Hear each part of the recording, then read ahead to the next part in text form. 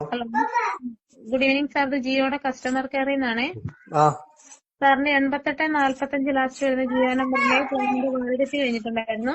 ആ ഇത് recharge remind ചെയ്യാൻ വിളിച്ചതായിരുന്നു. സാർ ഇത് സ്ഥിരമായിട്ട് യൂസ് ചെയ്യുന്ന നമ്പറല്ലേ? അതെ. സാർ എന്തായാലും സാർ വാലിഡിറ്റി കഴിഞ്ഞിട്ടും റീചാർജ് ചെയ്യാൻ ലേറ്റ് ആയത് വേറെ നമ്പറിലുകൊണ്ടാണോ?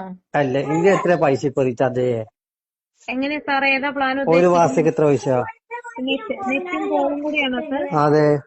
നെറ്റും കോളും കൂടെ ഒരു മാസത്തേക്ക് 209 ആണ്. 209. എത്ര എത്ര മാസത്തെ? അത് 22 ദിവസത്തേക്കാണ് സാർ. ആകെ വന്നു ഇപ്പൊ എല്ലാരും നിങ്ങൾ റേറ്റ് കൂട്ടിയില്ലേ? സാധനത്തിന് എല്ലാരും റേറ്റ് കൂട്ടി റീചാർജിന്റെ ഇല്ലേ? ആ നമ്മളെ പോലത്തെ പാവപ്പെട്ടവന് താങ്ങാൻ കഴിയണ്ടേ? ഇതെല്ലാം കൂടി നോക്കണ്ടേ? ഒരു കണക്കിന് നോക്കുമ്പോ പണി കുറവ്, മഴക്കാലത്ത് പണിയില്ല. പിന്നെ നോക്കുമ്പോ സാധനത്തിനുള്ള വില കൂടുതൽ. അതിലിടക്ക് നിങ്ങൾ ഈ മാസത്തിൽ ഈ റീചാർജ് ചെയ്യുന്ന ഒരു വർഷം ഒരു പുറക്ക് നമ്മളിപ്പോ 3 ആളെ പോറ്റണോ റീചാർജിന്? ഓരോരോ മാസം ഇങ്ങനെ നിങ്ങൾ പൈസ കൂട്ടിക്കഴിഞ്ഞാല് ആ ചങ്ങായിന്റെ മംഗലം കഴിഞ്ഞാൽ നമ്മക്ക് തന്നെ തോന്നിയില്ലേ? ചങ്ങായിന്റെ മോന്റെ മംഗലം കഴിഞ്ഞാൽ അതോടെ തീർന്നു, പണ്ടാറടങ്ങി.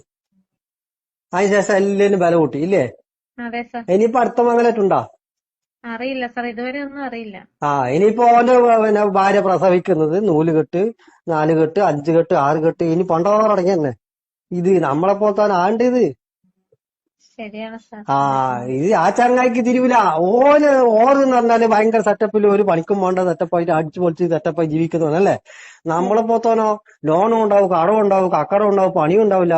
ഒരു ഭാഗത്ത് പിള്ളേർ കാര്യന്നുണ്ടാവും, അവർക്ക് അവൻ നോക്കണോ? ആശുപത്രി പോകുമ്പോ അവൻ നോക്കണോ? അവർക്ക് അവൊന്നും നോക്കണ്ട. ഉണ്ടാ നമ്മളെ പോത്തോടെ എന്താക്കും? അതിലിടക്ക് ഈ ചങ്ങായി എടുത്ത് റീചാർജിന്റെ പൈസ കൂട്ടിക്കളി പോ വേണ്ടാറടങ്ങി. സാർ ഇത് നോക്കിയിട്ട് നിങ്ങളെല്ലാം കൂടിയിട്ട് അവരോടൊന്ന് പറഞ്ഞിട്ട് ഇങ്ങനത്തെ ഒന്ന് പരിപാടി ആക്കല്ലാന്നെല്ലാം പറയ്. നമ്മൾ ഓഫീസിലൊക്കെ പറയുന്നുണ്ട് സാർ. ഇപ്പൊ നിങ്ങളിപ്പോ ഇതുപോലെ പറഞ്ഞ എത്ര പേര് ഒരു ദിവസം നമ്മളോട് ഇങ്ങനെ പറയുന്നുണ്ട്. അതുകൊണ്ട് തന്നെയാന്ന് ചേച്ചി നമ്മള് പറയുന്നത്, നമ്മളെ പോത്തോ ജീവിക്കണ്ടേ?